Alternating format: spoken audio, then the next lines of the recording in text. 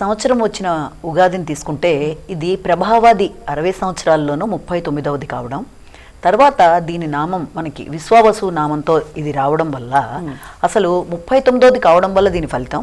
దీంతో పాటుగా విశ్వావసు అనే మాటకి అర్థాన్ని రెండింటిని కూడా మనం ఇక్కడ ముందుగా చూసుకుందాం.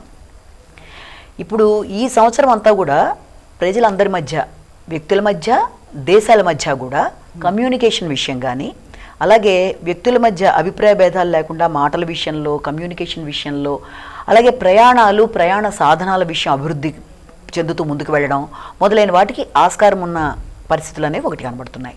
రెండోది విశ్వావసు అంటే విశ్వ అనగానే విశ్వం అంటే ప్రపంచం మొత్తం, దేశాలన్నీ, ప్రపంచం అంతా కలిపిన దాంట్లో వసు అంటే సంపద. అంటే ఇంత సంపద ప్రపంచ దేశాల మధ్య ప్రపంచమంతా సంపదని అభివృద్ధి చేసుకునే విధంగా ఆలోచనలు అనేవి ఉంటాయని దీంట్లో మనం ఒకటి భావించాలి. దానివల్ల కొన్నిసార్లు ఏమవుతుందంటే ప్రతివారు కూడా సంపదని అభివృద్ధి చేసుకునే నేపథ్యంలో కొన్నిసార్లు చౌర్యాలకు కూడా ఆస్కారాలు ఉంటాయి కనుక, అలాగే దాని విషయంలో వీలెంత జాగ్రత్తలు తీసుకుంటూ సంపదను అభివృద్ధి చేసుకునే దిశగా ప్రయాణం చేస్తూ ఆ నేపథ్యంలో ప్రయాణాలు, ప్రయాణ సాధనాలు, కమ్యూనికేషన్ని కూడా అభివృద్ధి పరుచుకుంటూ వ్యక్తుల మధ్య, దేశాల మధ్య సున్నిత భావాలు ప్రబలుతూ ముందుకు వెళ్ళడానికి ఆస్కారం ఉన్న సంవత్సరంగా మనం భావించాలి. ఓకే, అయితే ఈ సంవత్సరం మరి రాజాది నవనాయకులు, ఉపనాయకుల వివరాలు మాకు వివరిస్తారు. తప్పకుండా. ఈ సంవత్సరం రాజాది నవనాయకులను తీసుకున్నట్లయితే ముఖ్యంగా రాజు మనకి సూర్యుడయ్యాడు.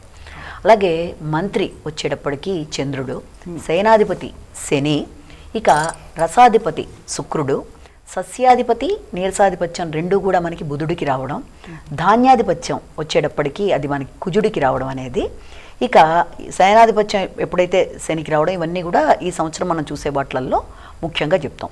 ఈ రాజాది నవనాయకుల్లో కూడా 9 ఆధిపత్యాల్లో 4 శుభులకి రావడం అనేది జరిగింది. నవనాయకులు, ఉపనాయకులు కలిపిన దాంట్లో ఇక్కడ మనకి 14 ఆధిపత్యాల శుభులకు, 16 పాపులకు రావడం అనేది జరిగింది. ఇక వీటితో పాటుగా పశుపాలకాది నిర్ణయాన్ని కూడా మనం తీసుకోవాలి. అందులో పశుపాలకుడు, పశువులను కాయువాడు, అలాగే పశువులను దొడ్డిపెట్టేవాడు 3 ఆధిపత్యాలు కూడా యముడికే రావడం జరిగింది. ఎప్పుడైతే యముడికి ఆధిపత్యాలు అనేవన్నీ వస్తాయో పశువులకు గ్రాసం కానీ, తర్వాత అవి పాలిచ్చే విధానంలో కానీ, తర్వాత ధరలు మొదలైన వాటిల్లో కానీ కొంత ఇక్కట్లు లాంటివి కనబడతాయి. ఇది ఒకటి మనం ఆలోచించాలి. అలాగే దీంతో పాటుగా జ్యేష్ఠ శుద్ధ పాడ్యమి అనేది మనకి మంగళవారం రావడం అనేది జరిగింది. కాబట్టి రాజుల మధ్య కొంత వైరుధ్యాలు, ఇబ్బందులు లాంటివి, తర్వాత అగ్నికి సంబంధించిన భయాదులు, వనాలు మొదలైన చోట్ల అగ్నికి సంబంధించిన ఇబ్బందులు అనేవి ఎదుర్కోవడం లాంటిది ఒకటి జరుగుతుంది. ఇక మూఢాల విషయాన్ని కూడా ఒకటి ఇక్కడ చూసుకున్నట్లయితే గురుమూఢమి అనేది 9 జూన్ 2025 నుంచి 9 జూలై 2025 దాకా, శుక్రమూఢమిని తీసుకున్నట్లయితే 26 నవంబర్ నుంచి 2026 ఫిబ్రవరి 17వ తారీఖు దాకా శుక్రమూఢం అనేది మనం చెప్తాం. మరి ఈ విశ్వవసునామ సంవత్సరం ముఖ్యంగా మన దేశానికి అలాగే రాష్ట్రానికి భవిష్యత్తు ఎలా ఉండబోతోంది? వర్షలగ్నం వల్ల ఈ సంవత్సరము ఈ యొక్క రాజకీయ నాయకులు తమ వాక్కు వల్ల దాని మీద నియంత్రణను కోల్పోవడం వల్ల కొందరు రాజకీయ నాయకులు కొంత ఇబ్బందులకి గురయ్యే అవకాశం ఉంది. వాక్కు వల్ల ఇబ్బందులు రావడం అనేది ఒకటి ఇక్కడ.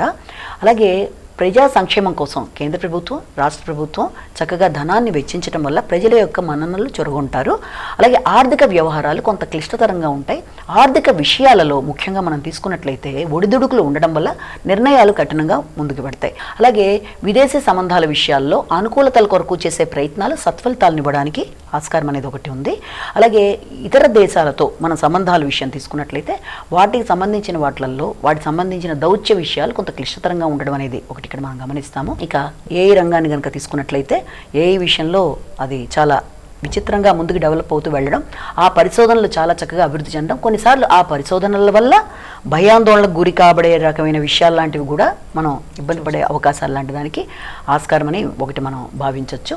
ఇక చిన్న తరహా పరిశ్రమలు, ఇక విద్యుత్తు, ఇవన్నీ కూడా చాలా వరకు అనుకూలంగా ఉంటాయి. ఇక సినిమా రంగం, టీవీ రంగం, వీటికి సంబంధించిన ప్రభావాల వల్ల వ్యక్తులకి కొంత ఘర్షణాత్మకమైన వాతావరణాన్ని వాళ్ళు ఎదుర్కోవడం మొదలైన వాటికి ఆస్కారం ఉంది. ఇక జగలగ్న విషయం తీసుకుంటే అది కూడా ఇంచుమించుగా మనకి ఇదే రకమైన విషయాలలో ముఖ్యంగా సూర్యుడు ఉచ్చంగతుడై ఉండడం వల్ల ఇక్కడ చక్కగా అన్ని విధాలుగా కూడా సుస్థిరమైన పరిపాలన, ప్రయోజనాత్మకమైన ఆలోచనలు, సాధారణమైన మానవులకు కూడా అన్ని ప్రయోజనాలు సిద్ధించడం, నిరుద్యోగులకు ఉద్యోగ అవకాశాలు, వ్యతిరేక శక్తులు విజృంభించినా కూడా అది అన్ని విధాలుగా కూడా వాళ్ళని ప్రభుత్వం అణచడం, ఇలాంటి వాటికి ఆస్కారం అనేది జాతీయ సంపద అభివృద్ధి చెందించుకునే విధానంగా ఆలోచనలు చేసుకుంటూ ముందుకు వెళ్ళడం. ఏఐ అనేది సాఫ్ట్వేర్ రంగాన్ని రిప్లేస్ చేసే విధంగా ముందుకు వెళుతూ అది ఇది అవుతుంది.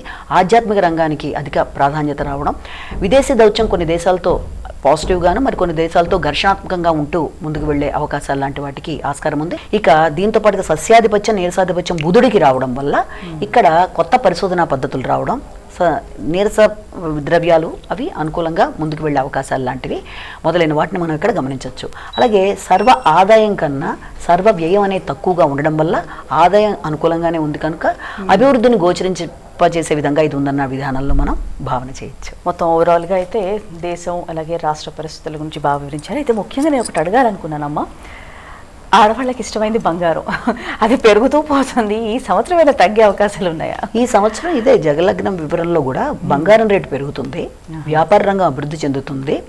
కాబట్టి బంగారం అనేది స్టాండర్డ్ ఒకేలా కాకుండా ఈ సంవత్సరం దానికి పెరిగే అవకాశాలే ఉన్నాయి. ఓకే.